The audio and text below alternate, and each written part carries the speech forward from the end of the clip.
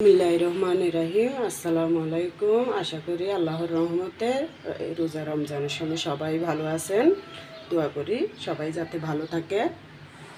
দেখুন আজকে আমি তিনটা খুবই মজার খাবার নিয়ে আপনাদের সামনে চলে আসছি। দুটা শরবত করে দেখাবো আর একটা সূরা ভিজানো দেখাবো। আপনারা দেখুন আমি কীভাবে কী করি। দেখুন আজকে দুটা বেল আনছে, এখান থেকে একটা রাখি দিব আর একটা ভেঙে শরবত করব, তাই আপনাদের সাথে শেয়ার করতে চলে আসলাম। আমি এটা ভেঙে নিই, তারপর আপনাদেরকে দেখাবো শরবতটা কীভাবে করি।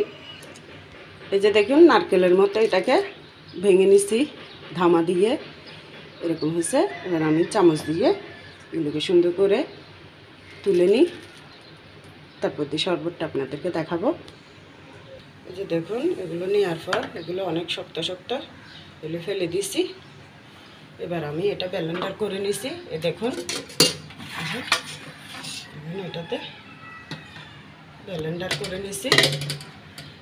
ব্লেন্ডার করার পর এটার মধ্যে এমনি ছাঁকি ফেলছি। এবার একটু ব্লেন্ডার করে পানিটা দিয়ে দিই। এগুলো ফুটানো পানি, আমরা সিদ্ধ করে পানি খাই, এটা দিয়ে শরবত করতেছি। যে এখন এগুলো ফেলে দেবো। এই দেখুন কতগুলো ইয়ে হয়েছে। এই যে দেখুন এগুলো ফেলে দেব। দিয়ে দেব এবার শরবতের আন্দাজ অনুযায়ী চিনি,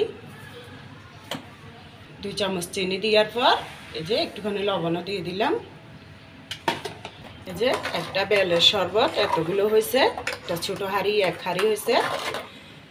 এটাকে আমি গ্লাসে পরিবেশন করে আপনাদেরকে দেখাবো। একটা শরবত হয়ে গেছে, এখন আমি আরেকটা চূড়া কীভাবে ভিজে দিই দই দিয়ে ওইটাই দেখাবো। এই যে দেখুন এবার চূড়াটা আমি কি দিয়ে মাখাই এটা দেখাবো। এই চূড়াগুলো ভালো করে ধুয়ে পরিষ্কার করে এখানে বাটিতে নিয়ে নিছি। এখানে আমি কলাগুলো এইভাবে কেটে নিছি গোল গোল করে। 2টা কলা দিয়ে দিছি, চম্পা কেলা। এই যে চূড়া কলা এটা দেওয়ার পর দিয়ে দিলাম একটু নারকেল কোরানো। চূড়ার মধ্যে একটু চিনি দিয়ে দিলাম।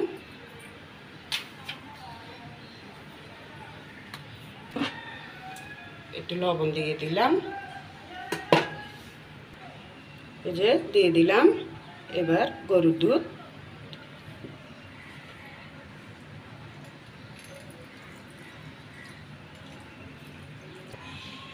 এবার চূড়ার মধ্যে কলা, নারকেল, চিনি, লবণ, গরুর দুধ দেওয়ার পরে একটু দই দিয়ে দেব। এই যে দেখুন বিসমিল্লাহ।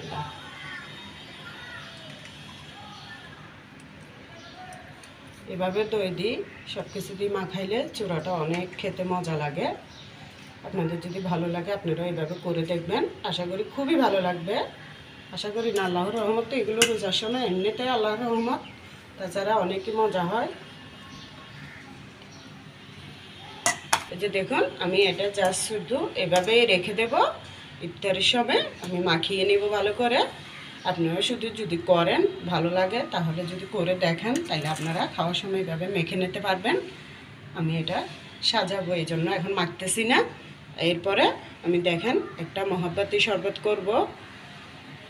এখন আমি আধা কেজি গরুর দুধের মধ্যে এই যে দিয়ে দিব তরমুজগুলো।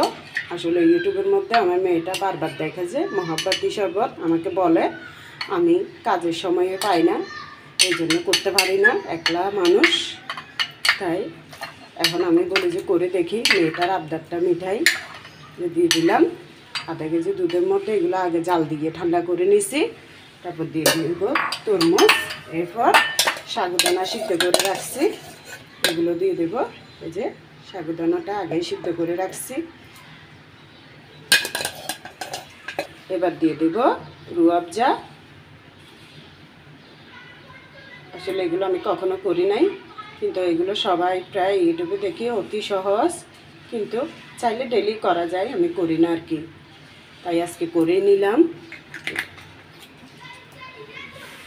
যে 1 চামচ চিনিও দিয়ে দিলাম। এবার একটু নাড়ি দিই। সাগুদানা, গরুর দুধ, তরমুজ, চিনি এনে দিয়ে হালকা একটু নেড়ে নিলাম। আমি জানি না কেমন হয়েছে, আপনাদের থেকে কেমন লাগে। আমি ফার্স্ট বানাইতেছি এটা, তেমন কোনো কঠিন ব্যাপার না, বানাটা অনেক সহজ জিনিস থাকে, তারপরেও সময়ের অভাবে করতে পারি না। তো আপনাদের কেমন লাগছে জানাবেন। আমি দুইটা শরবতি করলাম, একটা সুরা ভিজানো দেখালাম। আপনাদের যদি ভালো লাগে প্লিজ, এই রোজা রমজান আমরা অনেক কষ্ট করি, সব ইউটিউবাররা বলেন, প্রত্যেক ইউটিউবার ছাড়া মানুষরা বলেন, অনেক কষ্ট করে এইগুলো খাবারগুলো আমরা তৈরি করি। আপনারা একটা লাইক আর সাবস্ক্রাইব করে আমাদের পাশে থাকবেন, খুবই খুশি লাগবে। আল্লাহর রহমত থাকলে একটা সাবস্ক্রাইব করে লাইক দিয়ে আমাদেরকে আনন্দিত করবেন।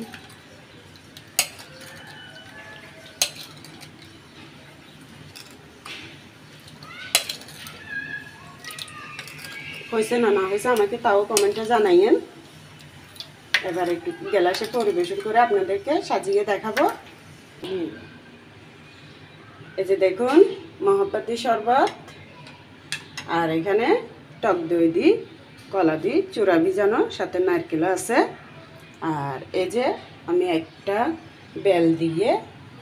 বড় বেল দিয়ে দেখুন 4 গ্লাস ঘন করে শরবত করে নিচ্ছি।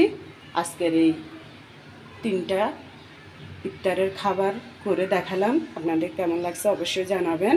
সবাই ভালো থাকবেন। আল্লাহ হাফেজ। আসসালামু আলাইকুম।